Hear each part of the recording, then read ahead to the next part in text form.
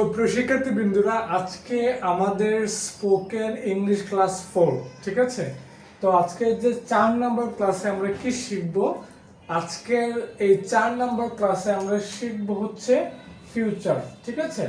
যে আমরা এর আগের ক্লাস 2, 3, হ্যাঁ, আমরা কিন্তু শিখেছি পাস্টের, প্রেজেন্ট না। যদি তুমি নতুন হয়ে থাকো, যে আজকে প্রথম দেখছো আমার এই অনলাইন ক্লাসটা, তো প্লিজ আগের ভিডিওগুলো দেখে আসবে, দেখলে আজকেরটা আরো সহজে বুঝতে পারবে, ঠিক আছে? আচ্ছা, তাহলে শুরু করছি। আজকে তোমাদেরকে শেখাবো আমি ফিউচার। কি শেখাবো? ফিউচার। যেমন আমি যাব, আমি খেলবো, আমি আসবো, আমি পড়বো, তুমি যাবে, আমরা যাব, হ্যাঁ, সে খেলবে, তারা পরীক্ষা দিবে। এই যে এরকম টেন্সকে, এরকম সেন্টেন্সকে হচ্ছে আমরা এখানে বলবো, ঠিক আছে? আচ্ছা, একটা বিষয় মনে রাখবো তোমরা, যে ফিউচার যেটা আছে এটা এখন উইল, সবসময় কি হবে? উইল দিয়ে বুঝাবে, ঠিক আছে? এই যে স্ট্রাকচারটা, ফিউচারটা উইল দিয়ে বুঝাবে। আমরা কিন্তু এই প্রথম শিখছি উইল, এর আগে কিন্তু আমরা ভার্ব 2 শিখেছি, ভার্ব 1 শিখেছি ব্যবহার, আর প্রথম তোমাদেরকে শেখানো হচ্ছে উইলের ব্যবহার, তাই না? তো উইলটা হচ্ছে ফিউচার বোঝায়। কি বোঝায়? ভবিষ্যৎ, ফিউচার বোঝাবে, ঠিক আছে?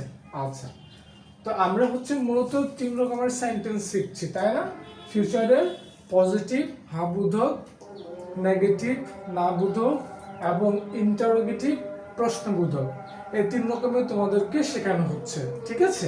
আচ্ছা, positive structure subject plus will হবে প্লাস ভার্ব 1 হবে। দেখো, এখন স্ট্রাকচার দেওয়া আছে, তার মানে আমরা খুব সহজে সেন্টেন্স তৈরি করতে পারবো, তাই না? তুমি প্লিজ খাতা কলম নিয়ে বসো, লিখে লিখে বুঝো, ঠিক আছে?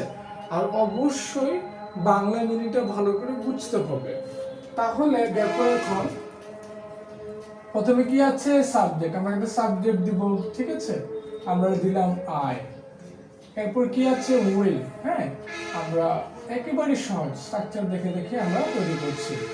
আই উইল, একটা ভার্ব দিলাম, গো। কি দিলাম? গো। আই উইল গো, যার বাংলা অর্থ হচ্ছে আমি যাব। ওকে, আমি যাব। আচ্ছা, এর আগে আমরা শিখেছি আমি যাই, আই গো। তারপর আমরা অতীত শিখেছি পাস্ট, আই ওয়েন্ট, আমি গিয়েছিলাম। আজকে তোমাদেরকে শেখানো হচ্ছে ফিউচার, আই উইল গো, আমি যাব, আমি যাব, ঠিক আছে? আশা করি বুঝতে পেরেছো। এখন হচ্ছে আমরা নেগেটিভ, হ্যাঁ, নেগেটিভ স্ট্রাকচারটা নিয়ে। তো নেগেটিভের যে স্ট্রাকচারটা হচ্ছে সেটা একটু বলি।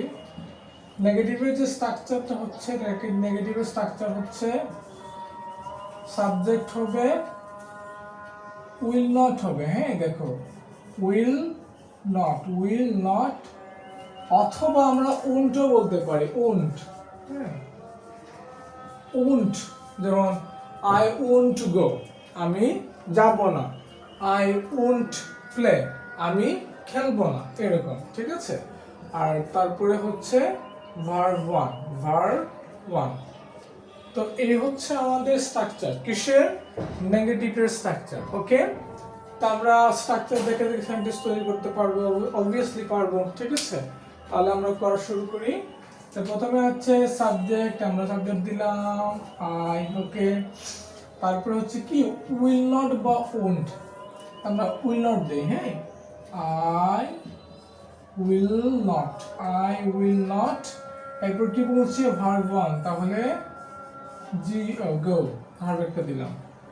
আই উইল নট গো, এটা কিন্তু নেগেটিভ, মানে বাংলা হচ্ছে আমি যাব না। বাংলা কি হবে?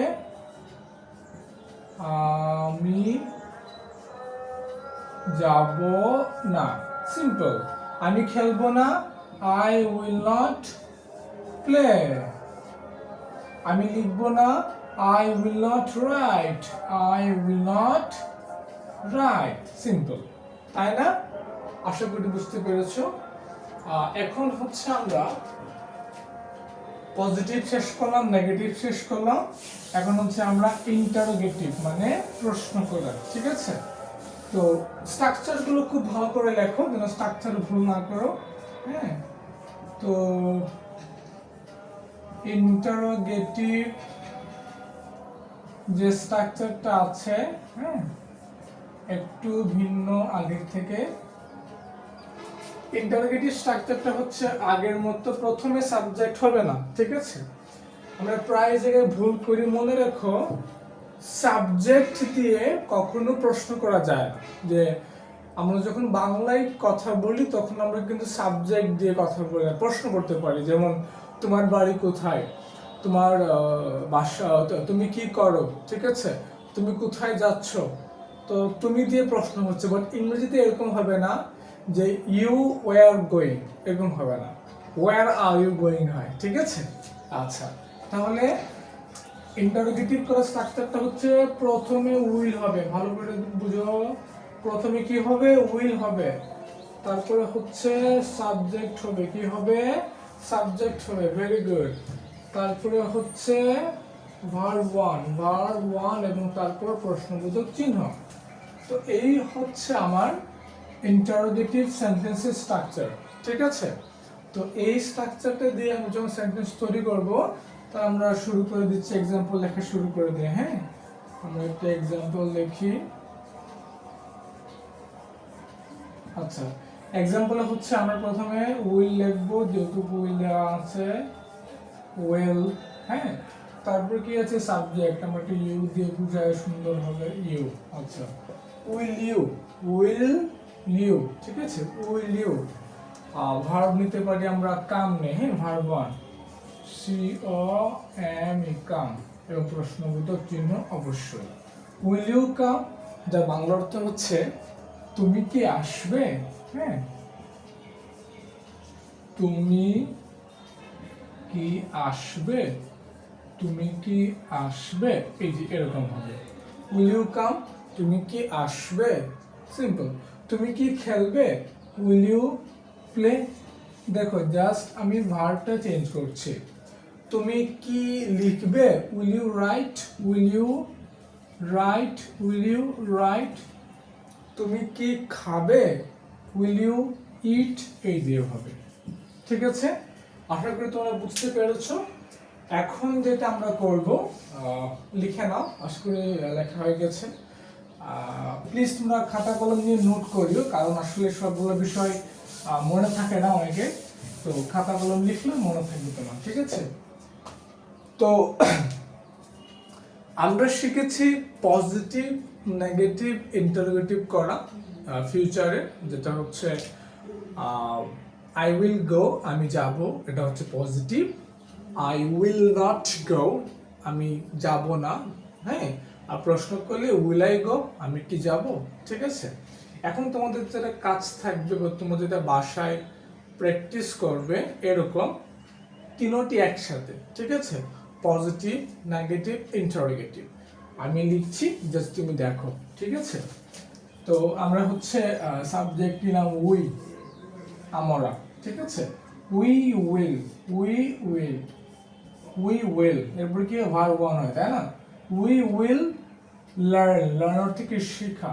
হ্যাঁ, উই উইল লার্ন, হ্যাঁ, আমরা শিখব। বাংলা হচ্ছে আমরা শিখব, আমরা শিখব, ঠিক আছে? এখন আমরা এটাকে নেগেটিভ করব, কি করব? নেগেটিভ করব, ঠিক আছে? তাহলে উই কি হবে? উন্ট হবে বা উইল নট হবে, তাই না? আমরা কিন্তু স্ট্রাকচার ধারণা একবারে ক্লিয়ার থাকতে হবে। স্ট্রাকচার মনে পড়ছে না বা জানি না, এরকম চললে কিন্তু তুমি আসলে পারবে না, ঠিক আছে? সো উই উইল নট, আমরা এটা লিখবো learn, learn. We will not learn, Bangla অর্থ হচ্ছে আমরা শিখব না। বাংলা অর্থ হচ্ছে আমরা শিখব না, আমরা শিখব না, ঠিক আছে? আচ্ছা, প্রশ্ন করলে কি হবে? উইল আগে আসবে, তাই না?